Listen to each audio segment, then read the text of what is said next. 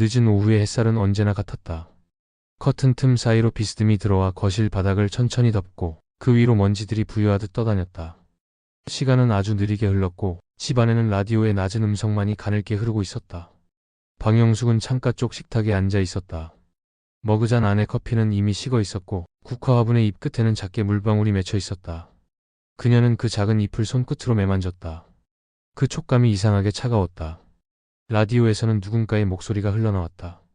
오늘도 맑은 오후입니다. 창가 햇살이 참 따뜻하네요. 그 목소리는 부드러웠지만 그녀의 마음은 따뜻하지 않았다. 햇살은 그대로인데 마음은 늘 그림자처럼 무겁게 앉아 있었다. 남편이 세상을 떠난 지 7해. 그녀는 그날 이후 하루하루를 기록하듯 살았다. 같은 시간에 일어나 같은 라디오를 켜고 같은 시간에 밥을 짓고 같은 시간에 커피를 내렸다. 그 반복 속에서 하루는 느리게 지나갔다. 그리고 그 느림 속에서 생각이 늘 자라났다. 그녀는 종종 창밖을 바라봤다. 옆집 담장 너머로 보이는 감나무가 바람에 흔들렸다.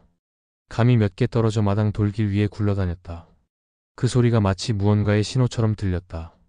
텅 빈 집안에서 그 작은 소리 하나에도 마음이 쿵 내려앉았다. 그날도 그렇게 오후를 보내던 중이었다. 커피를 한 모금 마시려던 순간 라디오가 광고 음악으로 넘어가던 찰나 갑자기 전화벨이 울렸다. 띠리리 띠리리 띠리리. 짧게 3번. 그리고 멈췄다. 그녀는 눈을 들어 전화기를 바라보았다. 오래된 회색 전화기 수화기 옆에 먼지가 햇살에 비쳤다. 그녀는 잠시 멈칫했다. 받을까 말까. 요즘은 광고 전화도 많고 잘못 건 전화도 많았다. 그녀는 그냥 두기로 했다. 하지만 그날 밤 이상하게 그 소리가 귀에서 떠나지 않았다. 짧았지만 또렷했고 단조로웠지만 어딘가 익숙했다. 그녀는 그 벨소리가 다시 들릴 것만 같아 이불 속에서도 귀를 기울였다. 다음 날 라디오의 시보가 3시를 알릴 무렵 전화벨이 또 울렸다. 띠리리 띠리리 띠리리. 3번. 정확히 3번. 그녀는 이번에도 받지 않았다. 하지만 이상했다. 벨소리 사이의 짧은 공백, 그 침묵 속에서 누군가 숨을 내쉬는 듯한 느낌이 들었다. 아주 작게 그러나 분명히. 그녀는 손끝이 차가워지는 걸 느꼈다. 무언가를 떠올릴 듯한 감각. 그녀는 시계를 바라보았다. 3시 17분이었다. 특별할 것 없는 숫자였지만 왠지 그 시간이 머릿속에 깊이 새겨졌다. 그날 밤 그녀는 잠을 이루지 못했다. 베개 위로 고개를 돌려도 어두운 방 안 어딘가에서 여전히 전화벨이 울리는 듯했다. 그 소리가 현실인지 꿈인지 구분되지 않았다. 그리고 새벽 무렵이었다. 꿈인지 현실인지 모를 상태에서 그녀는 전화를 받는 꿈을 꾸었다. 수화기 너머에서 낮고 낯선 목소리가 속삭였다. 춥지? 그녀는 놀라 눈을 떴다. 방 안은 어두웠다. 벽시계는 3시 17분을 가리키고 있었다. 그녀는 천천히 숨을 내쉬었다. 심장이 천천히 뛰었다. 자신도 모르게 전화기를 바라봤다. 불빛은 꺼져 있었지만 그녀는 그 안에서 여전히 벨소리가 들리는 듯 했다. 다음 날 그녀는 일부러 라디오를 켜두었다. 소리가 방 안을 메워야 마음이 편했다. 하지만 3시가 넘자 그녀의 눈은 자연스럽게 시계로 향했다. 3시 15분, 3시 16분, 3시 17분. 띠리리 띠리리 띠리리. 그녀는 그 순간 손에 들고 있던 커피잔을 떨어뜨렸다. 잔이 바닥에 부딪히며 깨졌다. 커피가 바닥에 번졌다. 하지만 그녀는 움직이지 못했다. 그저 전화기만 바라보고 있었다. 그리고 그때 전화벨이 멈췄다. 고요가 다시 찾아왔다. 그녀는 한참을 서 있었다. 다시 울릴까봐 손끝이 굳은 채로. 그날 이후 그녀의 하루는 조금씩 변하기 시작했다. 커피 향이 예전보다 더 진하게 느껴졌고 햇살이 들어오는 각도마저 예민하게 다가왔다. 모든 게 전화벨을 기다리는 시간으로 이어졌다. 3시 17분, 그 시각은 이제 단순한 숫자가 아니었다. 그녀의 마음 한켠에서 어떤 문 하나가 천천히 열리고 있었다. 그날 이후로 박영숙은 매일 오후 3시 17분을 의식하게 되었다. 그 시각이 가까워질수록 손끝이 서늘해지고 마음 한켠이 묘하게 당겨왔다. 시계 바늘이 숫자 위를 넘어갈 때마다 귀 안쪽에서 들리지 않는 소리가 들리는 듯 했다. 그녀는 자신도 모르게 시계를 바라봤다. 3시 16분, 그리고 3시 17분. 띠리리 띠리리 띠리리. 짧은 3번의 울림, 그 소리는 여전히 똑같았다. 그리고 또 멈췄다. 그녀는 이번에도 전화를 받지 않았다. 하지만 그 후 묘한 현상이 일어났다. 그녀가 라디오를 켜면 음악 소리 사이사이로 미세하게 잡음이 섞였다. 그 잡음은 마치 누군가 숨을 들이마시는 소리 같았다. 작고 느리고 규칙적인 호흡. 그녀는 라디오를 껐다. 그러나 라디오를 꺼도 그 소리는 계속되었다. 머릿속 어딘가에서, 귓속 어딘가에서 누군가가 천천히 숨을 내쉬는 소리. 그녀는 손끝으로 귀를 막았다. 하지만 막을수록 그 소리는 더욱 선명해졌다. 그 숨소리가 어쩐지 너무 익숙했다. 그녀는 부엌 의자에 앉았다.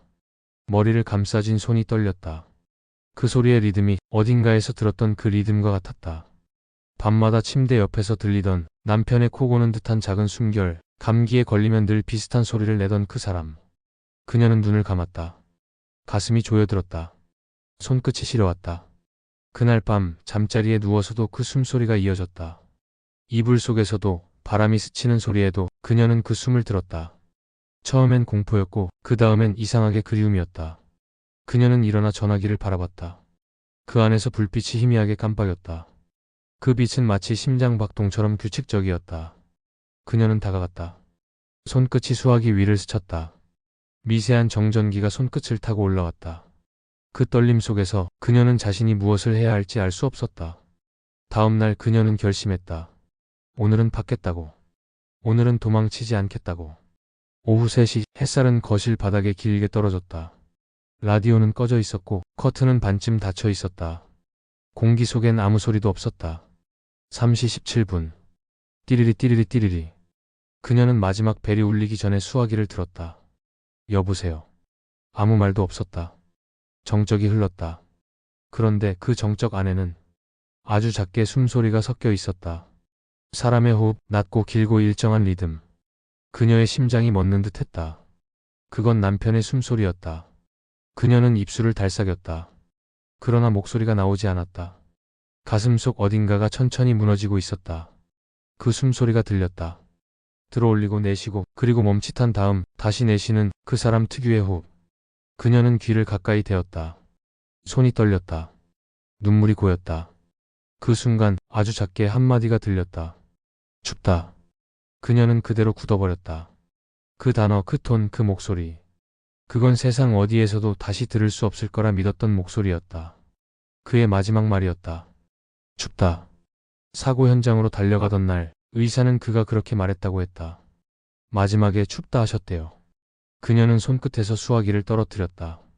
수화기가 바닥에 떨어지며 둔탁한 소리를 냈다. 그녀는 그대로 바닥에 주저앉았다. 심장이 쿵쾅거리며 가슴을 두드렸다. 그날 밤 그녀는 다시는 전화를 보지 않기로 했다. 그저 조용히 눈을 감았다. 하지만 자정이 넘어갈 무렵 라디오에서 잡음이 섞여 흘러나왔다. 그리고 그 안에서 희미한 목소리가 들렸다. 춥지? 그녀는 눈을 떴다. 라디오는 꺼져 있었다. 그녀는 두 손으로 귀를 막았다. 그러나 그 목소리는 멈추지 않았다. 오히려 가까워졌다. 그녀의 귓속으로 숨결처럼 스며들었다. 그날 새벽 박영숙은 깊은 잠에 빠지지 못했다. 라디오를 꺼두었는데도 귓속 어딘가에서 희미한 잡음이 흘러나오는 듯했다. 그 잡음 사이로 숨소리가 들렸다. 가늘고 일정하고 오래된 기억 속의 호흡. 그녀는 이불을 당겨 덮었다. 그럼에도 그 숨은 따라 들어왔다.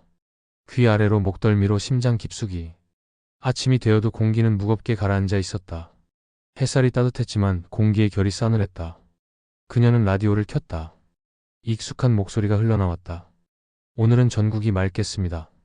그 단정한 톤 사이사이로 여전히 작은 잡음이 섞였다. 그녀는 볼륨을 높였다. 그러나 잡음은 따라 올라왔다. 그녀는 라디오를 껐다. 다시 전화기 쪽을 바라봤다. 전날 밤 떨어졌던 수화기는 여전히 바닥에 있었다. 그녀는 조심스레 그것을 주워 제자리에 올려놓았다. 손끝이 미세하게 떨렸다. 그때 시계 초침이 3시를 넘어가고 있었다. 그녀는 고개를 돌렸다. 3시 17분까지는 아직 한참 남았다. 그런데도 심장은 이미 준비된 듯 두근거렸다. 그녀는 결국 결심했다. 이제 확인해야 한다. 이 전화가 어디서 오는지. 그녀는 전화를 들고 번호를 눌렀다. 114. 통신 안내입니다. 그녀는 떨리는 목소리로 말했다. 며칠째 같은 시각에 전화가 와요. 혹시 추적이 가능한가요? 직원은 잠시 컴퓨터를 두드리다 대답했다. 죄송하지만 최근 일주일 동안 고객님 회선에는 착신 기록이 없습니다. 없다고요? 네. 시스템상으로는 전화가 울린 적이 없습니다. 그녀는 말이 막혔다. 손에 들린 수화기가 묘하게 무거워졌다. 그럴 리가 없어요. 어제도 울렸어요. 오늘도 분명히 울릴 거예요. 직원의 목소리가 낮게 이어졌다. 어머니, 회선 신호 자체가 일주일 전부터 비활성 상태였습니다. 즉 기술적으로는 전화가 울릴 수 없습니다. 그녀는 잠시 아무 말도 하지 못했다. 통화가 끊기고 수화기에서 뚝 소리가 났다. 그녀는 그 소리를 한참 들었다. 그 소리가 이상하게 사람의 숨소리처럼 들렸다. 그날 밤 그녀는 잠들기 전 거실 불을 모두 껐다. 빛이 있으면 소리가 더 또렷하게 들릴 것 같았다. 모든 게 조용해진 뒤 그녀는 녹음기를 켰다. 전화벨이 울릴 때 그 소리를 남기고 싶었다. 이제는 증거라도 잡고 싶었다. 3시 17분. 첫 벨이 울렸다. 그녀는 녹음 버튼을 눌렀다. 3번 그리고 정적. 그녀는 수화기를 들지 않았다. 그냥 앉아 있었다. 가만히 그 소리를 들었다. 벨이 멈추고 한참이 지난 뒤에도 녹음기는 여전히 깜빡이고 있었다. 그녀는 그것을 멈추지 않았다. 마치 무언가가 곧 들릴 것 같았다. 시간이 흘렀다. 3시 30분을 지나 3시 40분을 지나 그때 정적 사이로 무언가가 스며들었다. 짧은 숨소리. 그 숨 사이로 낮고 거친 목소리가 흘러나왔다. 미안했어 그날. 그녀는 몸이 굳었다. 녹음기를 떨어뜨렸다. 그날. 그 말이 머릿속에 울렸다. 그날 아침 그녀는 남편과 다퉜다. 사소한 일이었다. 컵을 깨뜨렸다고 늦었다고 말다툼을 했다. 그는 아무 말도 하지 않았다. 그냥 나갔다. 문을 닫으며 돌아보지도 않았다. 그리고 돌아오지 않았다. 사고 소식을 들은 건 오후 3시 17분이었다. 그 시각을 정확히 기억한다. 왜냐면 그때 벽시계를 봤기 때문이다. 의사가 말했다. 차가 미끄러져 강 아래로 떨어졌습니다. 도착했을 땐 이미. 그녀는 그 말을 듣지 못했다. 머릿속에서 초침 소리만 맴돌았다. 딸깍딸깍 딸깍. 3시 17분. 그때부터 그녀의 시계는 멈췄다. 그녀는 녹음기를 들어 다시 재생했다. 숨소리 그리고 그 한마디. 미안했어 그날. 그 목소리는 분명 그였다. 억양도 호흡도 말끝의 버릇까지. 그녀는 눈을 감았다. 눈물은 나지 않았다.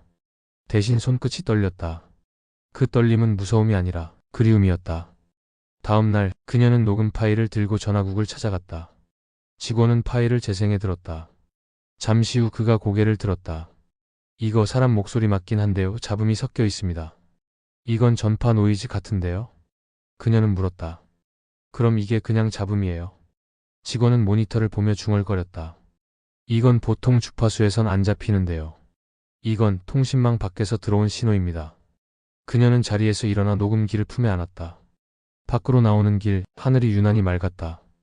햇살이 따뜻했지만 어딘가 싸늘했다. 그녀는 손끝으로 가슴께를 눌렀다. 그 안에서 아직 그 숨소리가 남아 있었다. 그날 밤 라디오를 켜자 다시 그 숨이 들려왔다.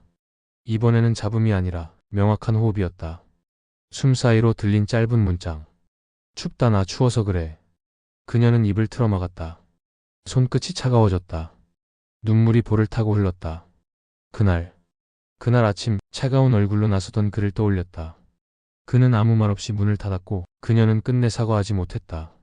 그날 이후 전화는 하루도 빠짐없이 울렸다. 오후 3시 17분 3번 그리고 멈춤. 그녀는 이제 도망치지 않았다. 그 시간만 되면 그 자리에 앉아 기다렸다. 전화벨이 울리기를. 그 소리를 들으며 그가 돌아온 듯한 착각 속에 머물렀다. 며칠이 지나도 전화는 여전히 울렸다. 오후 3시 17분 3번의 벨소리 그리고 정적. 이제 그녀는 놀라지 않았다. 그 시간은 어느새 하루의 일부가 되어 있었다. 그녀는 커튼을 열고 햇살이 방 안으로 들어오는 걸 기다렸다. 햇살은 따뜻했고 공기는 고요했다. 그 시간만 되면 마치 누군가 곁에 앉아있는 듯한 기분이 들었다. 그녀는 전화 옆 의자에 앉았다. 식탁 위에는 커피 한 잔이 놓여 있었다. 향은 부드러웠고 김이 천천히 올라왔다. 그녀는 그 잔을 두 손으로 감쌌다. 손끝의 온기가 마음까지 닿았다. 시계는 3시 15분을 가리키고 있었다. 초침이 천천히 움직였다. 그녀는 창밖을 바라봤다. 옆집 담장 너머로 감잎이 바람에 흔들렸다. 햇살이 그 위로 떨어지며 반짝였다. 3시 17분. 벨소리가 울렸다. 띠리리 띠리리 띠리리. 그녀는 천천히 수화기를 들었다. 이제 두렵지 않았다. 숨을 고르고 귀를 가까이 댔다. 정적. 그리고 아주 낮은 목소리. 영수가. 그녀의 입술이 떨렸다. 그 이름, 몇 년 동안 누구에게도 불리지 않았던 그 소리. 그의 목소리는 바람에 섞인 듯 희미했지만 부드럽고 따뜻했다. 그녀는 눈을 감았다. 손끝이 떨렸지만 그 떨림은 두려움이 아니었다. 그리움의 떨림이었다. 그 목소리가 다시 이어졌다. 춥지 않니? 그녀는 작게 고개를 저었다. 이젠 괜찮아. 목소리가 소리 없이 입에서 흘러나왔다. 정적이 흘렀다. 그리고 아주 부드럽게 그의 숨소리가 이어졌다. 이제야 들리네. 전화는 조용히 끊겼다. 그녀는 수화기를 쥔 채 오랫동안 앉아 있었다. 눈물이 천천히 흘러내렸다. 울음은 아니었다. 그냥 흘렀다. 마치 오랫동안 닫혀있던 무언가가 이제야 조금 열리는 듯한 느낌이었다. 그날 이후 전화는 다시 울리지 않았다. 하지만 그녀는 매일 같은 자리에 앉았다. 3시 17분이 되면 커피를 내리고 조용히 그 자리를 지켰다.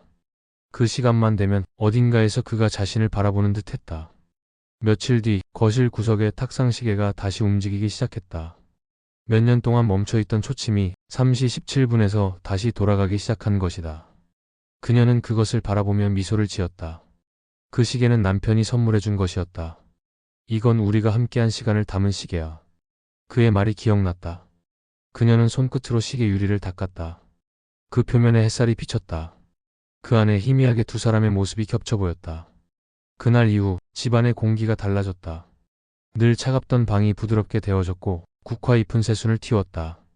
라디오의 잡음도 사라지고 음악이 맑게 흘러나왔다. 그녀는 가끔 그날의 녹음기를 다시 틀어봤다. 미안했어 그날. 그 목소리가 들릴 때마다 그녀는 고개를 끄덕였다. 나도 미안했어. 이젠 울음이 아닌 미소로 그의 목소리를 맞이했다.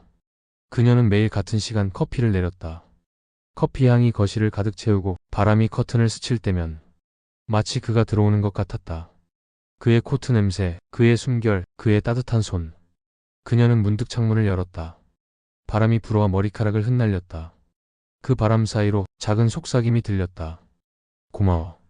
그녀는 눈을 감았다. 햇살이 눈꺼풀 위로 내려앉았다. 바람은 부드럽게 얼굴을 스쳤다. 그녀는 조용히 말했다. 이제 괜찮아. 그날 이후 그녀는 매일 오후 3시 17분이면 커튼을 열었다. 햇살이 들어오는 각도는 늘 같았다. 그 빛이 거실 바닥을 천천히 덮고 그 위로 먼지들이 떠다녔다. 그건 마치 시간이 천천히 내려앉는 듯한 순간이었다. 전화벨은 더 이상 울리지 않았다. 하지만 그녀의 마음 안에서는 그 소리가 여전히 울리고 있었다. 조용히 아주 멀리서 마치 한 통의 안부처럼. 그녀는 커피잔을 들어 창가에 앉았다. 햇살은 여전히 따뜻했고 세상은 고요했다. 창밖에 감잎이 흔들리고 라디오에서는 옛 노래가 흘러나왔다. 그녀는 그 노래를 들으며 미소를 지었다. 그 노래의 가사는 이랬다. 그대여 오래도록 나를 잊지 말아요. 그녀는 눈을 감았다. 귓가에서 다시 아주 희미하게 들려왔다. 이제 따뜻하지?